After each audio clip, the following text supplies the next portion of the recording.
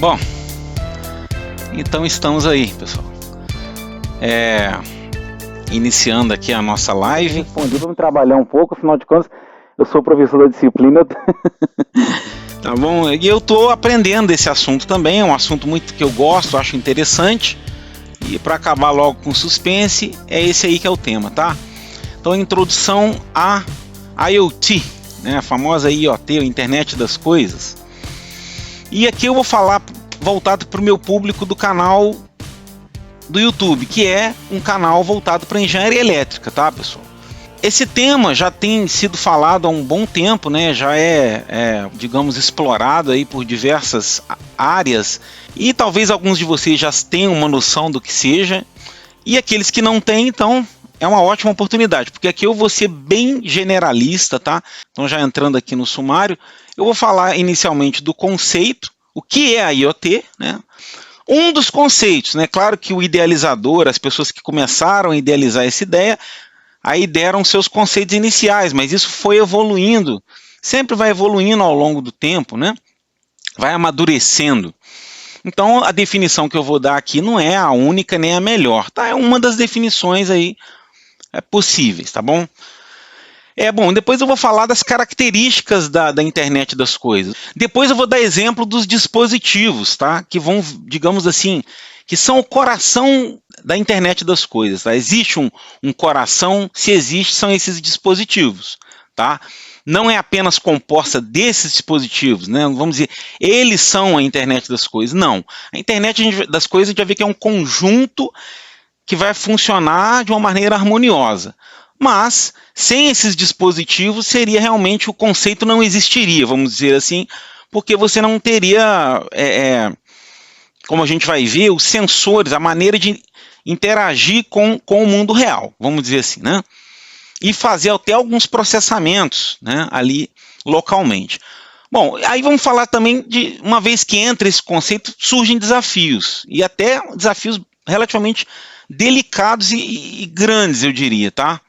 E alguns comentários finais. Bom, então, sem mais delongas, o que é a IoT? A IoT pode ser definida como um conceito de uso da tecnologia moderna. Por que moderna? Porque ela se vale da eletrônica, que é uma coisa moderna, né? A eletrônica, o silício que compõe os equipamentos eletrônicos, né? O microcontrolador, não é isso? O transistor, que foram lá os primeiros elementos com semicondutor, que começaram a surgir ali a eletrônica moderna, né? Proporcionada pelo desenvolvimento da eletrônica e também dos sensores. Aí já entra uma parte talvez mais física, né? Porque os sensores, tem sensor de temperatura, umidade, de grandezas, de medidas físicas do nosso meio, né? A internet das coisas, ela é muito mais ampla do que uma mera automação residencial, tá? Ela envolve isso, mas não é só isso, não é? As pessoas pensam que IoT é isso, é automação residencial ou industrial. Não, ela é um conceito mais sofisticado e se presta a ser um conceito mais amplo e sofisticado, tá? Então, essa integração entre as coisas e a internet deu esse nome de internet das coisas, porque eles dizem assim que até então, até há tempos atrás, a gente estava conectando as pessoas à internet. E ainda estamos, né? Porque nem todas as pessoas do mundo têm acesso à internet. Mas digamos que o volume de pessoas, de CPFs, né, conectados à internet, cresceu de uma maneira exponencial aí nos últimos anos. Então, digamos que nós já temos uma quantidade expressiva, tá? Entendam assim, de pessoas conectadas à internet. Então o pessoal pensou, vamos começar a conectar as coisas. Ah, mas as coisas? Como assim? Essa garrafinha d'água aqui, ó? Exatamente. Ah, esse fone de ouvido, vou conectar esse fone de ouvido à internet. Sim, mas isso já não está conectado? Pois é, isso a gente vai ver a diferença, né? A gente tem uma série de dispositivos que já estão conectados. O celular, naturalmente, smartphones já conectado à internet. Então a ideia é começar a conectar tudo à internet. Mas como assim? Só conectar à internet? Pronto? Pois é. A gente vai visar proporcionar facilidades, né? Conforto para as pessoas. Em casos de situações, pessoas que têm baixa poder econômico, né, na questão social, ajudar pessoas de baixa renda, esses tipos de tecnologia a gente pode usar, a gente vai ver que existem formas de fazer protótipos de baixo custo. Então a gente pode ajudar o conforto não só das pessoas que vão ter dinheiro para comprar uma geladeira que vai te avisar quando o leite está vencendo para você, né, e já vai mandar uma mensagem lá para o supermercado, para ele já te mandar o produto e já debitar automaticamente na sua conta, que também já está tudo integrado, né? É a pessoa que tem condições de ter esse conforto aí mais, esse privilegiado. Mas tem as pessoas de baixa renda, e elas podem se beneficiar com isso? Sim. A gente quer melhorar os processos, tanto da nossa vida cotidiana, quanto também, é lógico, a IoT vai entrar na indústria. Aí a gente vai ver o conceito de indústria 4, vai linkar com o conceito de indústria 4.0. E também alavancar novos negócios, né? Então as pessoas estão percebendo que há possibilidades de alavancar negócios, não é isso? Então, pessoal, o que vai ser fundamental na IoT? É conectar coisas à internet, já entendi, objetos. Objetos, tá. Mas tem uma coisa, ele não pode ser qualquer, você não pode simplesmente conectar, ele está conectado à internet, tá. Tem acesso, está trocando dados com a internet, não. Eu preciso disso, mas eu preciso que ele seja identificado. A identificação, inclusive única, né? Você não pode ter dois objetos que têm uma mesma identidade, eles não podem, eles têm que ter... Cada um ter como se fosse seu CPF. Cada um tem que ter a sua identificação muito bem definida. Não é uma garrafa térmica que está conectada à internet. É a garrafa térmica, é essa daqui, né? É essa garrafa térmica com o chip dela lá, com um sensor de temperatura, não sei, da água, alguma coisa do gênero. A garrafa térmica, ela é um elemento com identidade própria, é aquela garrafa do fulano, pode ter uma outra garrafa dele com outra identidade. Aí você tem o pneu do carro do ciclano, o pneu é um objeto, por exemplo, né, dessa internet das coisas, e ele tem uma identificação própria, é o pneu esquerdo dianteiro. Então, qualquer coisa que você queira conectar, ela tem que ter uma identidade única. Como é que eu faço para dar identidade a alguma coisa? A gente conhece bem do supermercado lá o código de barras. Você pode fazer isso também através de radiofrequência, o chamado RFID. São tags, por exemplo, como essa tag RFID aqui, ó. Você tem uma anteninha integrada, tá? E ela emite um sinal de radiofrequência, indicando, se identificando, por exemplo, né? Para o receptor quem ele é, ele vai ter uma identificação. E você tem uma forma muito interessante também de identificar, que está sendo muito usada agora, a popularização do QR Code, que é um dos tipos de matriz de dados 2D, que o nome genérico disso seria matriz de dados 2D. O QR Code é uma delas, existem vários tipos, tá? Qualquer coisa, 2 dimensões, que seja uma matriz de dados, que você consiga guardar informações aqui em forma dessas posições de matriz aí, preta e branca, né? Você consegue também armazenar informação e consegue ler com o leitor. Até no nosso caso, o celular, né? A gente tem lá um software que lê. Quanto mais densa essa matriz, mais informação cabe nela, né? Mais bits eu tenho ali. Né? Quanto menor, é menos informação possível de se caber. Às vezes você não precisa que tenha muita informação naquele código. Agora, outra coisa importante, então, é a gente dotar o nosso dispositivo, o nosso IoT, de sentidos. Assim como nós, seres humanos, temos o paladar, a audição, o tato, todos os nossos sentidos, né? A visão. Então, a mesma coisa vai acontecer aqui nesse mundo. Você vai ter sensores de som, né, que seriam os ouvidos do dispositivo, pode ser uma fala de alguém, pegar uma voz de alguém para depois fazer alguma coisa com esse sinal de voz, né, reconhecer a voz de alguém, pode ser uma sirene, né, para um alarme, uma coisa de emergência, pode ser algum ruído. Então você pode ter sensores de luz que são, por exemplo, aqui tem, eu coloquei aí o desenho de alguns sensores, tá? Eu não vou entrar em detalhes aqui, cada um, vocês depois pesquisem aí os tipos de sensores, tá? Esses aqui são sensores até de baixo custo, alguns aqui, tá? São sensores baratinhos, vendem em kits com vários desses sensores, tá? Então existem sensores de odores, de gases, isso é útil para ambientes de química, né? Que você pode ter que detectar um certo tipo de intoxicação por algum gás e para que se toque um alarme ou tome-se alguma providência, né, de extinção. ou fumaça, caso de incêndio, né? É muito útil. Sensor de campo elétrico e magnético, aí no mundo da engenharia elétrica, detectar campo elétrico e magnético é sempre bem-vindo, né? Bom, sensor de temperatura e pressão, sensores de contorno, sensor de fim de curso, né, para indicar que alguma coisa chegou no final do curso, para não bater e não quebrar, né, uma porta, por exemplo, ela perceber que já chegou no fim do curso dela e não... Sensor de impacto, né? Sensor de impacto nos carros, né? Tem um sensor de impacto que corta o combustível do carro, não é isso? Desliga, para que não haja, para minimizar a possibilidade de incêndio num acidente automobilístico. Bom, sensores de umidade, enfim, uma série de sensores. Então esse sensoriamento é fundamental, porque eles são os sentidos que vão pegar informações do mundo, né? Obviamente, assim como nós que vivemos envolto no nosso meio, recebendo vários tipos de estímulos, esses dispositivos vão receber lá os seus estímulos. Bom, uma vez que ele recebeu esse estímulo, esse sensor basicamente vai transformar um sinal físico, lá uma onda de som, né?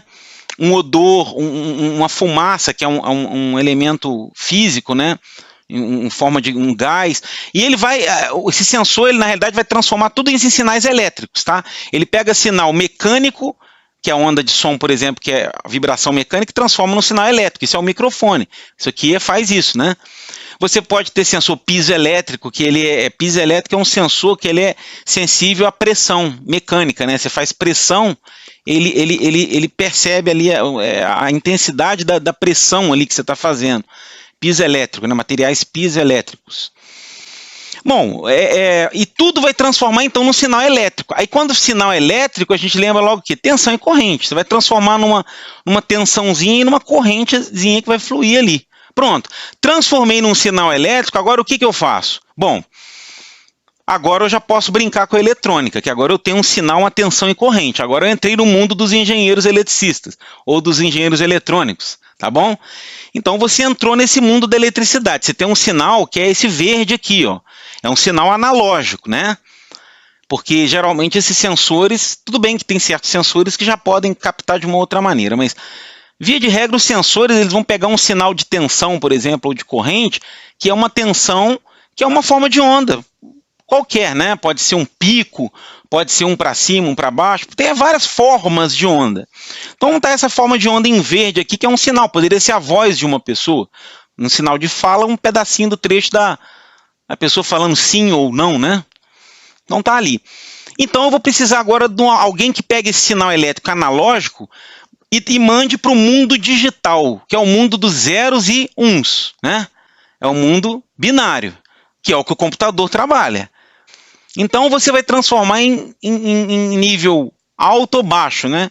Que é o 0 e 1. No caso da eletrônica, lá você tem, por exemplo, o TTL, que é de 0 a 5 volts. Tá? O 0 volts é o zero da matemática da lógica, né? O zero lógico. E o 5 volts elétricos é o 1 lógico da matemática, né? Zero, o verdadeiro ou falso. O 0 é o falso, 1 é o verdadeiro. O 0 é desligado, 1 é ligado, né? Tem que estar em dois estados. Quem vai fazer isso, essa mágica pra gente? Que não é tão mágica assim, é até bem simples o funcionamento de um conversor analógico digital. Ele vai transformar essa onda verde, tá vendo? Que ela é contínua, uma função matemática contínua, nessa onda vermelha. Olha que interessante. Onde você tem várias amostras. Bom, mas aí você já ouviu falar de palavras de 8 bits, não é isso? 16 bits, 32 bits. Quanto maior aí tem questões de taxa de amostragem, né? Qual que é a frequência? Esses intervalozinhos de tempo aqui, tá vendo? Que eu tô quebrado aqui, ó. Tem eu fui aqui num tempo aqui, depois esse último eixo aqui, o eixo horizontal, é o tempo, tá? Então eu amostrei o sinal aqui, daqui a pouco eu amostro de novo, amostro, e eu tenho uma taxa de amostragem, tá? Isso chama-se taxa de amostragem, ou frequência de amostragem. É quantas amostras você faz por segundo, tá? Aí você pode ter lá, não sei quantos kilohertz, né? Tantas 1000 amostras por segundo. Em 1 segundo você vai fazer milhares de amostras. Então você vai pegar um sinal de voz, existe até um critério de Nyquist, né? Que você pode definir qual a frequência que você... o critério de Nyquist de amostragem, lá na teoria de de sinais, né? Ele nos dá um indicativo de que a gente conhecendo, sabendo qual a maior frequência que a gente tem naquele sinal. Porque um sinal, ele pode ser decomposto pela série de Fourier em uma série de senoides, né, de várias frequências, certo?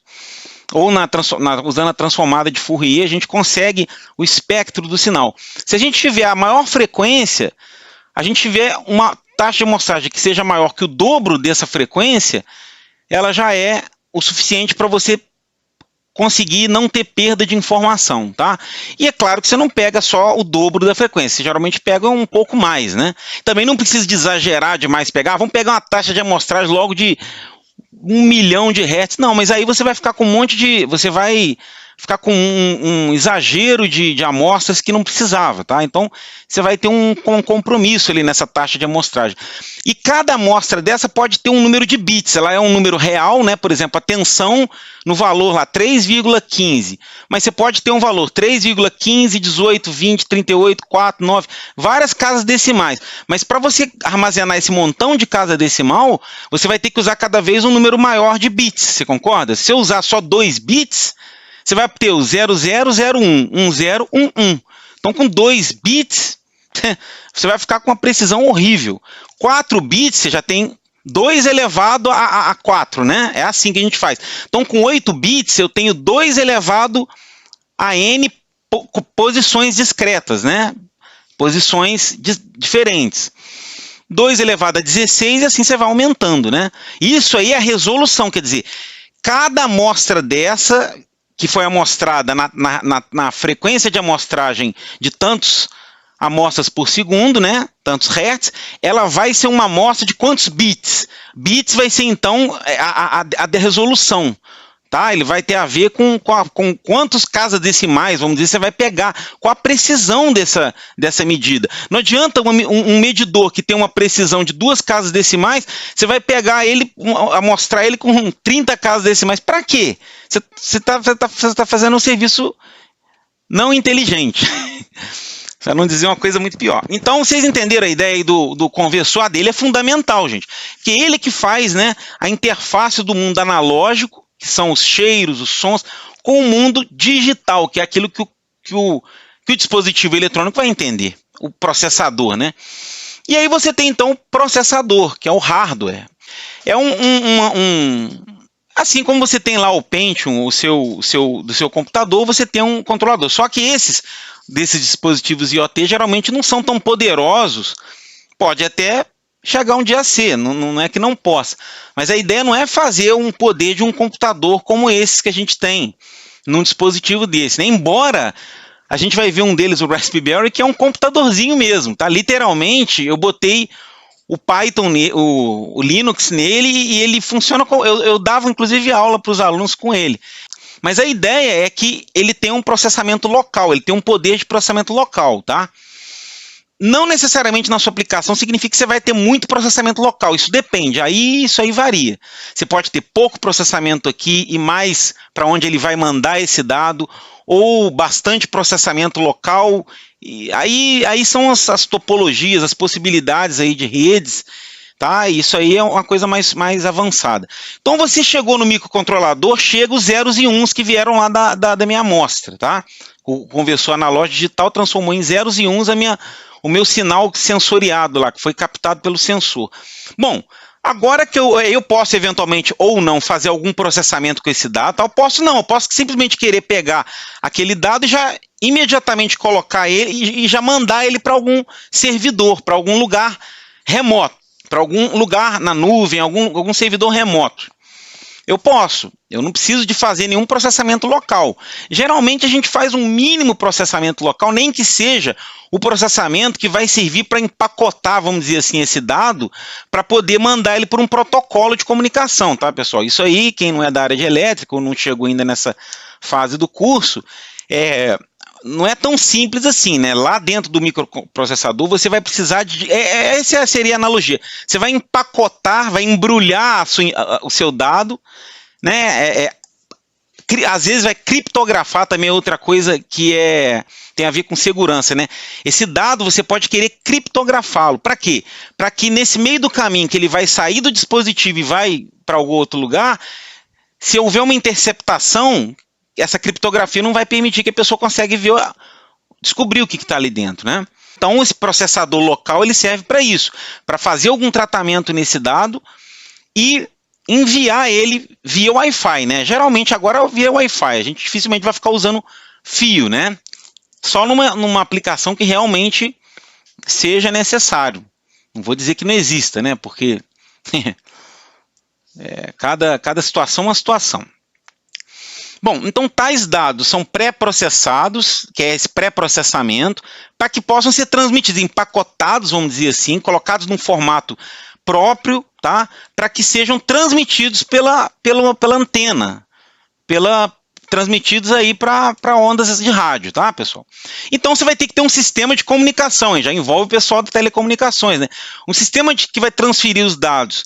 Então, pode ser através da internet, né? Ou se pode ter uma rede, uma intranet, uma rede sua, pode também, mas uma das ideias que se tem, um dos conceitos, é que você joga isso para a internet. Então a questão da segurança aí fica crucial, né? Dependendo do tipo de dado, se é sensível, você tem que tomar muito cuidado, porque o que vai para a internet tem um bando de hackers lá querendo fazer maldades com a humanidade, tá bom? Então vai mandar isso para um servidor, tá? O que é o servidor? É uma máquina, um computador em algum local que vai receber, pode ser um ou mais, né? Aqui eu estou tocando em várias áreas que dão margem para outras várias palestras, tá, pessoal? Só a parte de redes já é um mundo. Então, dependendo da sua aplicação, o seu objeto que está identificado, ele vai ter um sistema sem fio. Quais são alguns tipos de sistema de transmissão por onda de rádio, né? Que é sem fio, né?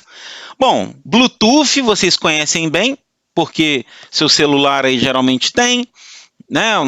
O fone de ouvido Bluetooth. E você tem o Wi-Fi, né? Aqui o Bluetooth e o Wi-Fi, eu tenho certeza que todos os ouvintes aí estão bem familiarizados, né? Wi-Fi. Bom, então algumas opções, tá? Que o pessoal usa, tá? Mas aqui não tem todas, tá, pessoal? Tá até faltando aqui a LoRa.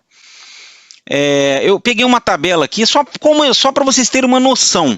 Por exemplo, o RFID, que é aquela tagzinha, é para curtas distâncias, tá? É para você chegar do seu trabalho, você não tem aquele cartãozinho, você tem aquela tagzinha, chega ali, aproxima. Então, basicamente, você vai ter uma questão da distância que você está querendo vencer, mandar essa informação, que o dispositivozinho lá, que o seu dispositivo IoT mande para algum receptor, tá? A taxa de dados, a densidade de dados que você quer mandar é coisa pequena, é só o preço de alguma coisa, é só o valor de uma temperatura, é uma informação pequena em termos de quantidade de dados, então você vai usar redes aqui que podem ter poucos dados, ó. kbps, né? Kilobits por segundo, tá, pessoal? Kilobits, B minúsculo é bits, né? Lembrar que o B maiúsculo é byte, tá bom? O B minúsculo aqui é kilobits por segundo, é uma taxa de transmissão de dados. Tá? Você precisa que esse dado seja atualizado muito rápido, então você precisa de uma taxa de amostragem maior, já na ordem de megabits por segundo. Beleza, então dependendo da taxa de dados e da frequência da portadora. Aí, pessoal, eu não vou entrar aqui em modulação, tá? É uma área... É porque para você transmitir alguma coisa por onda de rádio, você tem que ter uma modulação, tá? Vocês sabem que tem a rádio AM, FM, isso é o tipo de modulação, por exemplo. Modulação de amplitude ou de frequência. Aí tem modulações PWM, tem uma série de modulações que é uma coisa mais específica realmente. Bom, então isso aí já é outro mundo aí para quem quiser se divertir. Pessoal da elétrica aí. Tá? Então, o pessoal que vai trabalhar com IoT, que não seja da engenharia elétrica, você tem que pelo menos ter a noção de que existe essa questão de qual rede você vai usar. Uma rede muito comum nas lâmpadas inteligentes, eu já vi essa Zigbee. Você pode, alguma lâmpada, você vai ver, usa Zigbee. Essa forma aqui de comunicação. E tem a tal da Z-Wave também, que é uma bem aí famosa, pelo que eu andei vendo. Não sou um especialista profundo nessa questão que isso aqui é da área de telecomunicações, né? O pessoal aí tem que ver com esse pessoal daí, tá? Mas basicamente tem essa questão, tá? Da distância, taxa de dados e frequência. Existem algumas outras características com relação à comunicação. Bom, pessoal, uma vez que esses dados, então, agora nós estamos numa sequência, esse dado foi enviado por uma dessas redes, né? Pode ser lá o Wi-Fi, então, o seu roteadorzinho lá, o Wi-Fi, que tem um... Então você tem lá o seu dispositivo IoT, mandou o sinal temperatura lá para o seu Wi-Fi e chegou no seu servidor, que digamos é o seu computador ali, o computador que você queria que ele chegasse. Então chegou no servidor o dado, ou um monte, né? Porque podem umas 1000 dispositivos, 50 mil dispositivos desses estarem enviando dados, não é isso? Desde que tenha capacidade para absorver todos esses dados. O que é a diferença entre dado e informação, pessoal? Se eu te falar aqui, ó, 3.274,97. Pronto, eu te falei esse número aí. 3.274,97. Isso é um dado ou uma informação? Ou tanto faz? Essas palavras, dado e informação, são sinônimos? Parece, não é não? Dado, me dá um dado aí. A gente usa como sinônimo no dia a dia, não usa? Ah, esse cara me deu esse dado aí, bicho. Ah, esse dado, essa informação que veio... A gente usa muitas vezes como sinônimos, né? Mas não são, né? E existe uma diferença muito importante nisso. Porque o dado é uma coisa sem significado. Você não sabe, esse 3.200 é o quê? É uma temperatura? Esse 3.000 é o quê? É o valor sei lá, pode ser qualquer coisa. Agora, quando eu vou e falo, seu saldo na sua conta em 9/5/2019 é R$ 3.274,97. Bom, agora eu já tenho uma informação, porque ela tem um contexto. Então, basicamente o que diferencia um dado da informação é ela ser contextualizada. Então a gente entra numa pirâmide, que chama de pirâmide da informação, que seria basicamente o seguinte, isso já linka com a ideia do IoT aqui, ó. Então nós temos o mundo real, que é o mundo à nossa volta. Os dispositivos têm os sensores, então entra nessa camada de observação. Os sensores vão observar o meio, vão ler, que vai pegar lá os dados analógicos, não é isso? Medidas analógicas, e transforma em dados digitais. Apenas num dado, 3.000 através de um número, né? Só que num número binário, 10001, 11010. Isso é um dado. Eu não sei o que significa. Agora, quando eu sei... O que ele vai virar uma informação? Quando ele fala, esse dado é a temperatura daquele ponto do seu ambiente. Bom, então já tem agora uma camada mais superior, tem uma informação, é um dado com contexto. E quando você tem um conjunto de informações, quer dizer, o que é o conhecimento? Você vai pegar uma informação, juntar com outra, a gente dá um nome disso de conhecimento.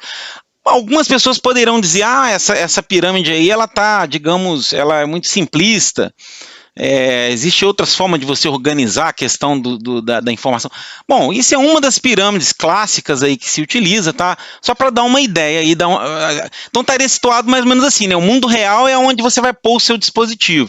Observação tem a ver com sensoriamento. O dado é o dado bruto, é aquele dado bruto ainda, sem nenhum significado. Quando ele chega no servidor e o servidor sabe, não, é porque ele já sabe que está lendo, aquele que está conectado naquela porta é um sensor de temperatura, já aquele outro sinal é o sensor de pressão, aquele outro é o sensor de fumaça, aquele outro é o sensor de campo elétrico. Então você vai ter o servidor, aí você pode ter ou localmente ou lá no servidor quem vai trabalhar essas informações. E aí entra no mundo da tecnologia da informação, pessoal. Aí é o pessoal da informática lá. São os algoritmos, você vai poder pegar essa temperatura, fazer a integral dela para poder ver alguma coisa, fazer algum cálculo, né, de engenharia. Então você tem uma série de sensores, e aí você tem lá o dado sensor, você vai fazer conta com ele. Você tem um algoritmo que vai fazer um processamento daquele dado para fazer um cálculo de engenharia.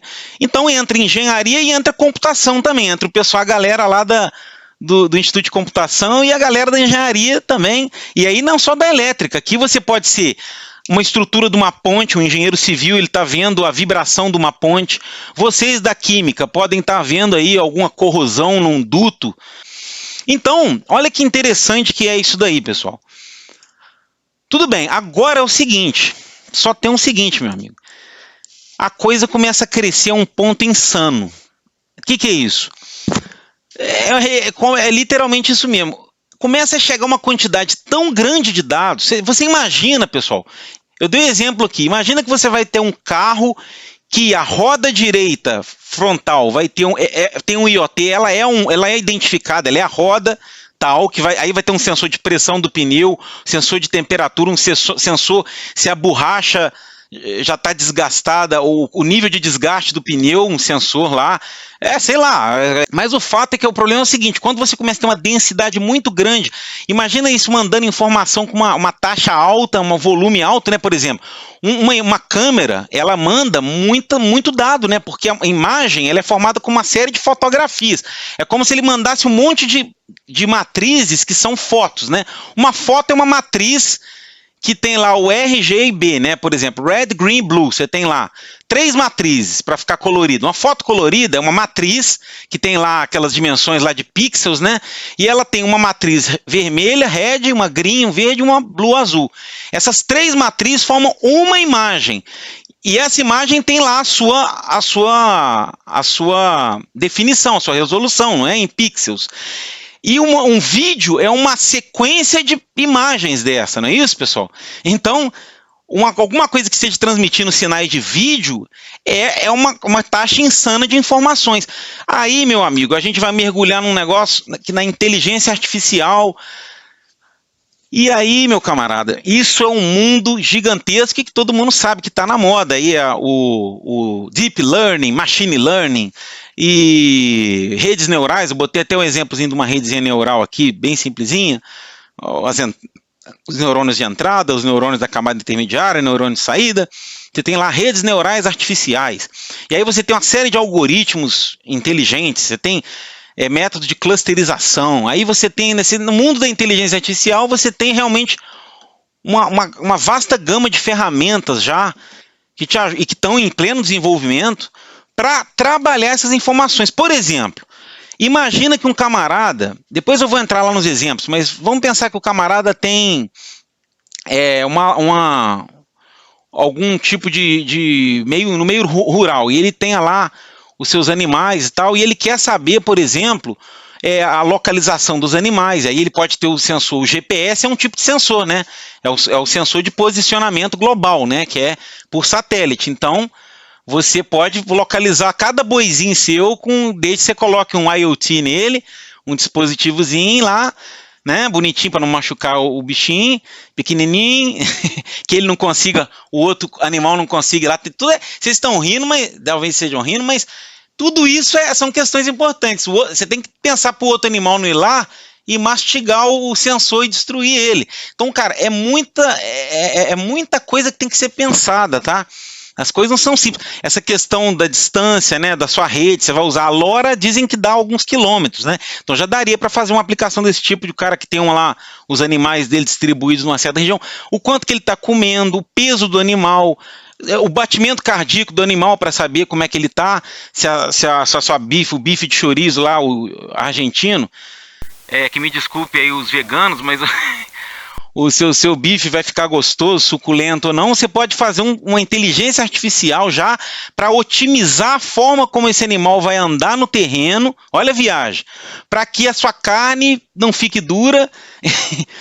Então, vai por aí. Isso é uma aplicação interessante. Eu ia ficar feliz, né, de melhorar aí a qualidade da carne, vai ficar muito bom. E também entra em um conceito de computação cognitiva, tá? Que é uma computação que se baseia, tá, vamos dizer assim, no processo que nós humanos, que a nossa mente utiliza para adquirir conhecimento, para aprender. Aí entra o machine learning, né, aprendizado de máquina. Cognição é no sentido de como que a gente aprende, como que a gente percebe as informações, né? Como é que quando você chega num ambiente, você vê várias pessoas, você começa a receber os inputs, que é as pessoas falando e tal. Você já começa a fazer os clusters ali, né? Você já começa a ver, aquele grupo ali é um grupo que acredita mais nesses valores, né? Aquele grupo já é mais um grupo religioso, acredita em valores religiosos. Então você já está separando, Isso é um processo de cognição. Você está usando a sua inteligência para meio que mapear os seres humanos à sua volta. É uma coisa que a gente faz, não faz? Aí, entra aí a área da psicologia. Dá para aplicar IoT na psicologia? Eu creio que sim. Se já não estão aplicando. E eu tenho uma opção de ideia aí nessa área. Eu converso com meus colegas psicólogos e eles ficam, mas dá para fazer isso mesmo? Eu falo, dá. Então vamos fazer. Calma, não é assim não, rapaz. O pessoal acha que inteligência artificial é mágica. O negócio é bom, mas tem as suas limitações, tá? Mas o que acontece? Outra coisa também é a tal da quantidade absurda de dados. Então a gente tem lá, por exemplo, eu coloquei como exemplo aqui outro exemplo de inteligência artificial, que seria os assistentes, né? Aqueles assistentes pessoais, por exemplo, você tem a Alexa lá, né? Tem da Amazon, acho que é da Amazon, né? Tem o IBM Watson, né? Essas inteligências artificiais, e no cinema a gente tem a famosa Jarvis lá do Homem de Ferro. Então, pessoal, essa inteligência aí do Homem de Ferro é a que a gente sonha. Nós estamos perto dela? Infelizmente não, cara. É a minha opinião. Se tem alguém que tem opinião que tá, então parabéns. Eu acho que não, bicho, porque tá bem longe. Mas é muito bom, é uma coisa promissora e eu mesmo tenho muito interesse nessa área. Bom, aí a gente entra num negócio muito louco que é o tal do Big Data. É um outro conceito que é o seguinte: você tem uma quantidade absurda de dados, mas você quer extrair informações úteis daquilo ali, tá? Porque você chega a uma quantidade de dados imensa, tá? Como é que você vai... aí você começa a fazer, por exemplo, esse processo de mineração de dados, por exemplo, né? Você vai tentar minerar literalmente, né? Mineração dá uma ideia do cara com uma enxada, tentando achar algum diamante, alguma coisa que preste no meio do monte de lama, né? É isso mesmo, a mineração, ela é nessa ideia de que, assim, você vai receber imagens, por exemplo, você está filmando a rua, está vendo, só que você quer reconhecer apenas alguém que esteja sem máscara, por exemplo, aí nessa época aí. Então você não quer saber o cara que está com a bicicleta, que estacionou a bicicleta, está cheio de dado ali que é inútil, que está chegando para você. Então você precisa de ter um meio de seleção. Eu quero que o meu sistema seja inteligente e falar, opa, esse pedaço da imagem aqui, e eu não preciso nem da imagem do filme, do vídeo, eu preciso só daquela foto da imagem e daquele pedaço da foto que está o rosto de alguém. Então eu tenho que ter um algoritmo de inteligência artificial que reconheça faces. E isso já tem, tá, pessoal? Você entra aí na internet, o Google tem um sistema de reconhecimento facial fantástico. Você bota um copo, ele fala lá, copo. Tem 98% de chance de ser um copo. 10% de chance... 2% de chance de ser uma maçã. Ele tem lá esses algoritmos todos. Então, pessoal, você vai trabalhar com esse conceito de Big Data, que é isso, você tentar tirar informação útil de uma avalanche de informações que vem e que muitas delas, naquele momento, não têm utilidade. Ou talvez tenham utilidade, esse é que é o problema. E o seu sistema inteligente vai descobrir, ele pode até falar, olha, você não estava se atentando para isso, mas olha só, eu percebi uma correlação, eu percebi uma coisa aqui que você mesmo, humano, aí não percebeu. Então, podem ter certas coisas que a inteligência artificial pode realmente nos surpreender. Tem alguns experimentos que são feitos aí, eu não vou entrar muito nisso. Agora, tem o pessoal que faz os robôs também, o robô que dá cambalhota e tal, de vez em quando ele tropeça e cai, aí os robôs já estão levantando. Mas não é o Homem de Ferro, vamos combinar, tá? Tá muito longe, né? Mas também o Homem de Ferro é muito exagerado, né? Pô? Aí, então você tem o IP versão 4, que tem 32 bits. São aqueles endereços. O IP na sua máquina, na rede, ela vai ter identificada com o número de Internet Protocol, né? O IP. Que é um número desse tipo aqui, né? 187, 156, 89, 210. Bom, isso é limitado, né, pessoal? Você consegue uma determinada quantidade de combinação aqui. 32 bits, ou seja, 2 elevado a 32, né? Tá? Agora, o que os camaradas fizeram? Inventaram o IPv6. Aí a coisa foi para isso aqui, ó, 128 bits. Com 2 elevado a 128, faz a conta aí na calculadora, vai dar isso aqui, ó, 340 não sei o quê, não sei nem quantos milhões é isso aqui. É 340, 282, entendeu? É isso aqui, endereços de IP, ó. Esse IP enorme aqui. Então você consegue aqui ter capacidade para identificar realmente praticamente todos os objetos do cotidiano, tá? Então o IPv6 foi importante para isso, para lhe permitir ter identificação única na internet para todos esses milhares e milhares de dispositivos que vão enviar uma massa gigantesca de dados para os servidores e tal, e é isso aí, tá? Então outras características importantes e desejáveis para os sistemas IoT e que são ao mesmo tempo desafios, tá? é a questão de interoperabilidade, porque você precisa estabelecer um padrão de trabalho. Porque senão, se você tiver protocolos diferentes, você vai começar a esbarrar com esse tipo de dificuldade. Então, a uniformização, a padronização de protocolos, de procedimentos de internet das coisas, é um desafio e é uma coisa que vai ser... tem que ser observada, né? A interoperabilidade. Segurança, então, nem se fala, né, pessoal? Dependendo da informação, dados bancários. Eu não quero que ninguém saiba quanto que eu tenho na minha conta, muito menos o bandido que quer roubá-la. Né? Legislação é outra coisa que tem que se ver. No Brasil, já tem um plano chamado Plano Nacional de Internet das Coisas, tá? Que é uma lei que foi sancionada aí, 13.709, de 2018, que já fala alguma coisa sobre proteção de dados. E está em muito debate aí a Lei Geral de Proteção de Dados, a tal da LGPD. Também não sou especialista nisso, aí você tem que conversar com os advogados, que são parte altamente interessada nesse negócio aí, mas realmente é uma coisa que, cara, essa questão do que do que você faz com os dados de uma pessoa está se tornando cada vez mais crítica, né? Antigamente o cara anotava lá tudo no pedaço de papel de pão Agora as coisas estão mais, a tecnologia vai aumentando e com isso os desafios também. Então, a questão da legislação também é outro desafio, tá? Principalmente com relação à punição, nós vamos ver mais adiante alguns casos, exemplo aí, para descobrir quem que é o culpado quando der um problema, né? Vamos deixar chegar lá. Bom, então exemplos de aplicação. Já falei de várias aqui, mas, por exemplo, relógios inteligentes. Esse aqui é até um sem vergonha aqui da China, mas é um relógio... Coitadinho, ele tem inteligência, ele mede batimento cardíaco e contador de passo. Tem uns mais sofisticados aí, né? E tem as Smart TV, né? Que foi uma das primeiras coisas aí que ganhou o nome de Smart, foi os smartphones e as Smart TVs, né? E aí você pode ter Smart geladeira, se não já tem, né? Já deve ter, já deve existir aí. Como eu não tenho dinheiro para comprar um, eu não estou por dentro. Mas aí vocês devem saber aí dos equipamentos inteligentes. E tem as redes elétricas inteligentes, que é o tal do Smart Grid, né? Segurança pública, câmeras, vigilância, verificar, detectar se alguém está com uma arma na mão ou não, ou se é um guarda-chuva, né? A velha polêmica lá, o cara está com a arma ou com um guarda-chuva na mão? É um fuzil ou um guarda-chuva? Então, o algoritmo tem que ser capaz de discernir bem. Não, é um guarda-chuva. Não atira, não. Avisa lá pro sniper para não atirar, não. Monitoramento de bebês, isso já existe, alguns sensores, eu não tenho aqui para o meu filhote aqui, mas existem uns sensores que você coloca na criança e que ela já mede temperatura, posição, mede uma série da saúde do bebê, né? Então você tem indústria 4.0, na parte industrial eles chamam até de quarta revolução industrial, você está realmente...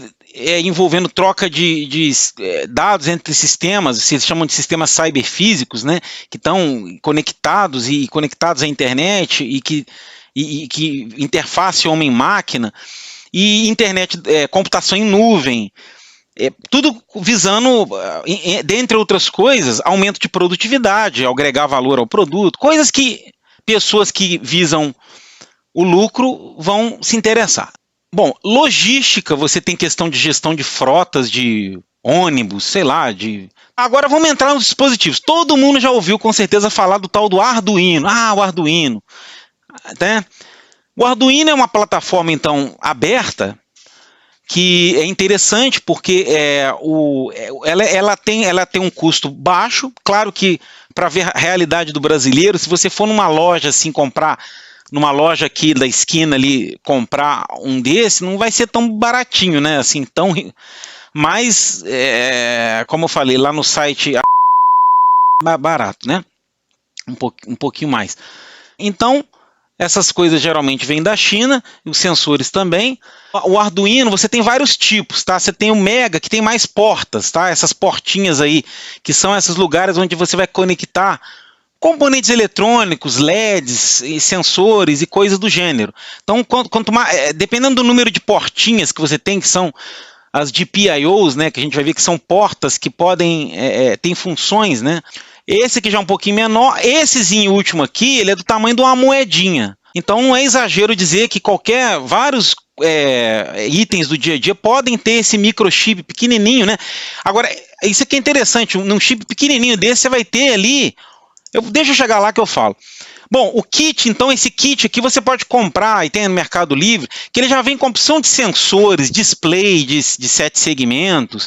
Tá bom, pessoal? É essa plaquinha que chama-se Protoboard, componentes eletrônicos, tá? Resistores de vários valores, tem LEDs. Esse aqui é um RFID. Isso aqui é um sensor ultrassônico, tá? Isso aqui é um mundo que você não tem ideia. Tem servomotores, isso aqui são... Bom, então aqui tem até o Arduino Cloud, que é você consegue, ele já tem uma interface com o seu celular, que você facilmente consegue controlar o seu Arduino aí pelo celular. Aí tem alguns dispositivos, além do Arduino, tem outros, tá? Não é, o Arduino não é o único, nem o melhor, não. O mais antigo era o ESP8266, mas ele ainda é usado. Eu tenho aqui. Olha o tamanhozinho dele, olha. Agora, olha só o que é interessante. Ele é um chip que revolucionou na época pelo seu baixo custo, né? Baixíssimo custo e alta disseminação. Ele possui Wi-Fi. Se vocês entenderam bem, isso aqui, essa coisinha quadradinha aqui, ele tem um computador aqui dentro e com um Wi-Fi, ele transmite dados. Então, olha que milagre da tecnologia, né? Na época, realmente, o pessoal... Agora, olha só, esse cara aqui, pessoal, da esquerda, ele é só esse quadradinho aqui, ó.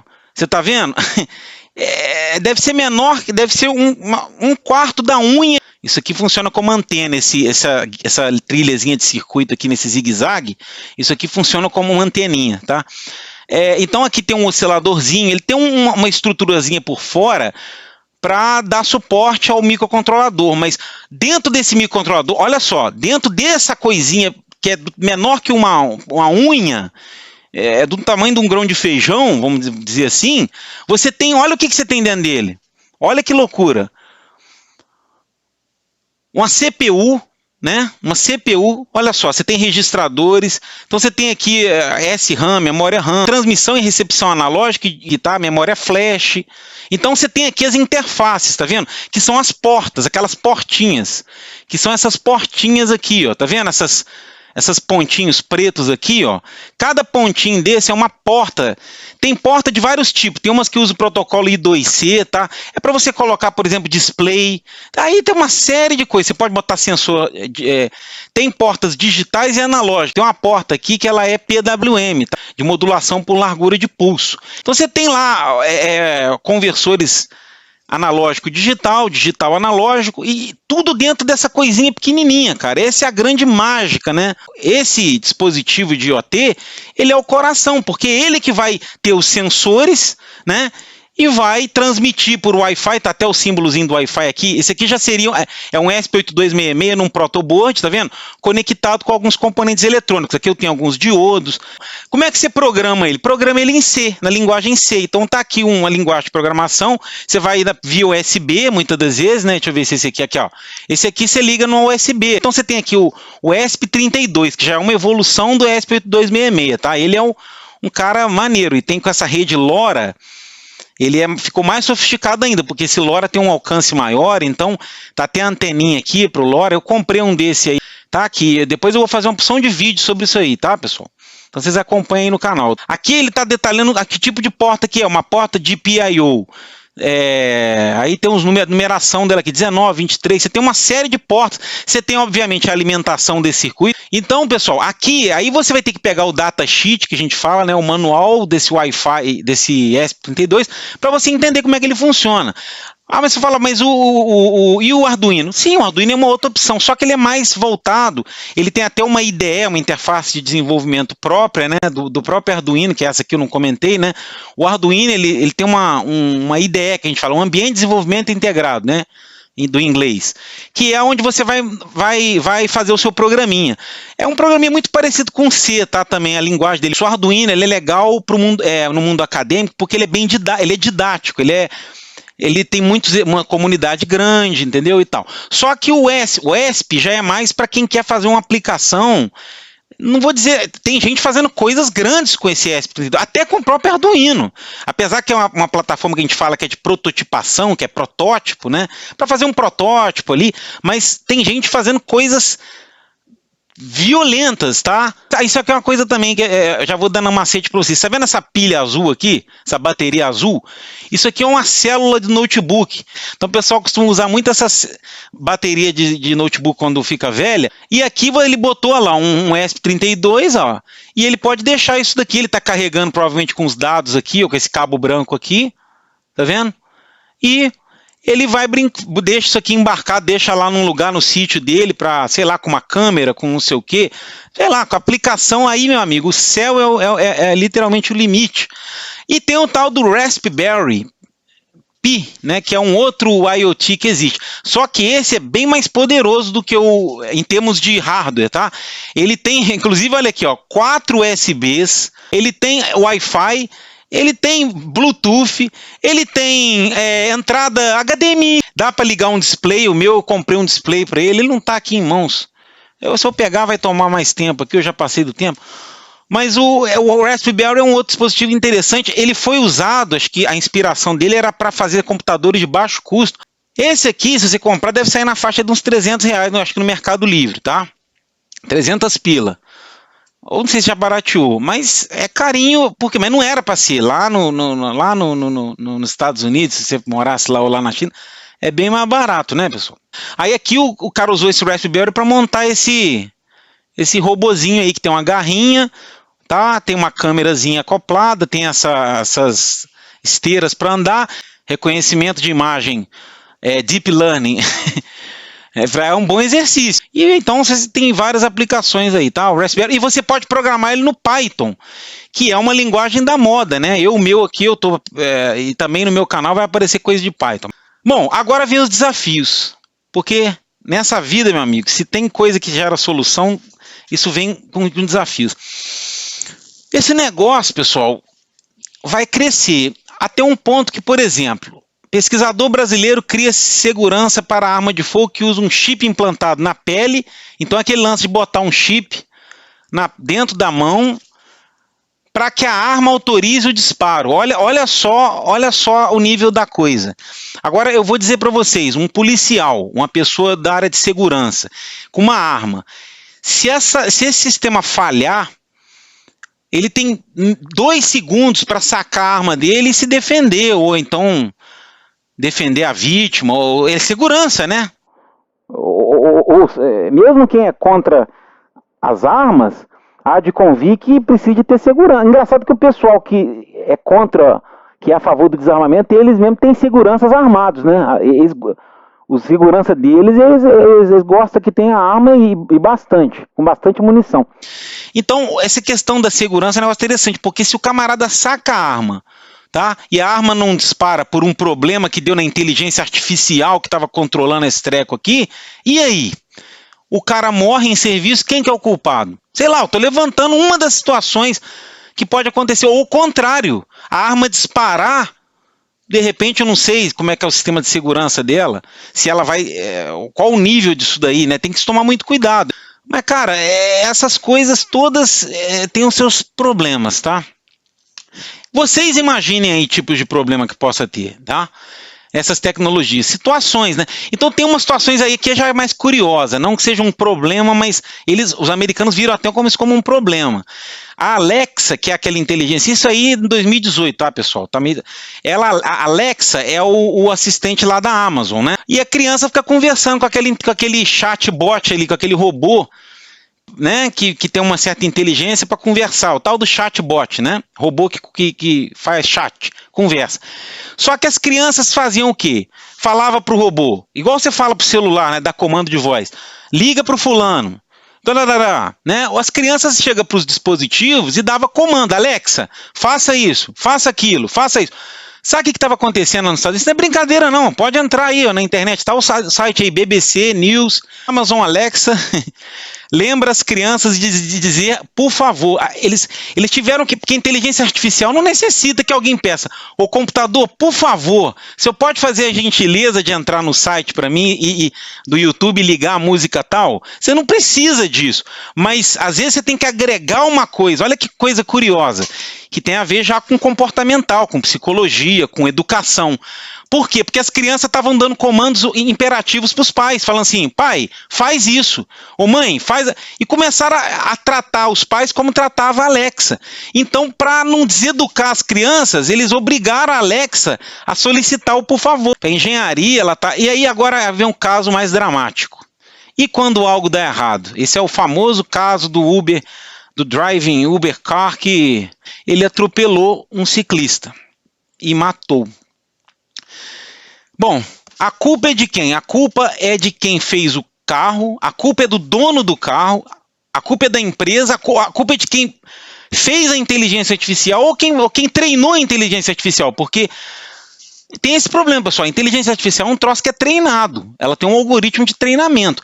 São questões seríssimas em termos de legislação. Aí é um problema para os advogados aí descobrir quem que vai prender, como é que vai fazer. Mas são coisas que, cara, são situações para a gente refletir também. Até quando vale a pena dar poder às máquinas, né? Até quando isso é seguro, né?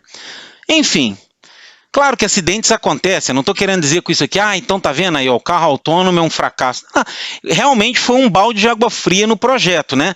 E isso serviu para aqueles que são contra falar, tá vendo aí, ó. Mas aí, meus amigos, bom, aí eu prefiro que cada um faça suas auto-reflexões aí, tá? Cada um tem suas opiniões a respeito. Mas eu só estou mostrando para vocês que essas coisas geram desafios, tá? Com questão à segurança, com questão à legislação, com relação a uma série de coisas da vida do ser humano, tá? Porque afinal de contas tudo está interagindo com nós, né, humanos. Então no Brasil a ideia de viabilizar a IoT depende de regulamentações aí por parte da Anatel, tá? E entre o Congresso, questões aí políticas e de leis e de infraestrutura também. Privacidade, aí tem aquela plaquinha famosa, eu botei aqui a referenciazinha da fonte aqui, sorri, você está sendo filmado. Rapaz, todo mundo quando olha isso dá um certo assim, Mas rapaz, esse negócio de privacidade é um negócio sério pra caramba, porque você imagina um camarada que tá lá, de repente, fazendo uma coisa que ele não deveria estar fazendo, que uma pessoa que se descobrir... Vocês estão entendendo, né, onde eu estou querendo chegar? Então, quer dizer, isso aí, meu amigo, é um tecido social. Nós estamos imersos num tecido social complexo. Então, essa questão de privacidade, ela também abre aí uma quantidade de discussões absurdas. Isso é mais para a área aí do direito, como é que chama? Sociologia, mas envolve a gente que é engenheiro, é isso que eu quero que vocês tenham em mente. A gente está no meio desse negócio aí. Vocês estão entendendo? A gente não é advogado, a gente não é filósofo, sociólogo, não sei lá, mas a gente tem que, cara, a gente tem que ter pelo menos uma mínima noção de como a tecnologia afeta as pessoas, porque afeta em muito, tá? E a questão da privacidade é um negócio complicado também, tá? Para se equacionar, eu diria, tá? Pensa aí, vê reportagens sobre isso. Segurança é óbvio, né? Ataques, invasão hacker. Então você tem que ter método de criptografia, né? Certificado digital e método, se o seu sistema é crítico, ele não pode ser invadido, você não vai... Enfim, você tem que ter essa preocupação que todos nós temos aí de invasão, né? Beleza, cyberataques. Bom, então comentário final. A internet das coisas é o conceito de intensificar então a maneira como o mundo real e virtual interagem, né, com o objetivo de tornar os processos mais inteligentes e eficientes para a sociedade. O engenheiro eletricista, e vocês também que são de outras engenharias, podem ter um papel fundamental nesse processo. Claro que o eletricista tem muito a ver, por quê? Porque ele está ligado aos hardwares. Você vê aí esses eletrônica, esses conversores. Aí vem a eletrônica de potência, que é uma outra área também, quando vai ter que conectar coisas com maior energia, né? E aí você tem, então, sensores, que são tudo componentes elétricos. Então, o pessoal da elétrica realmente a área de engenharia elétrica toma uma relevância muito grande na IoT. Tá? Mas ela envolve muitas outras áreas importantes e a gente jamais deve desmerecê-las, tá? Você sempre tem que ter em mente que você tem que trabalhar de maneira multidisciplinar na vida. Isso não é nem só na engenharia, né? Serve para a vida. Então existem diversas aplicações em IoT não exploradas que aí é vocês que vão inovar aí. Então agradeço.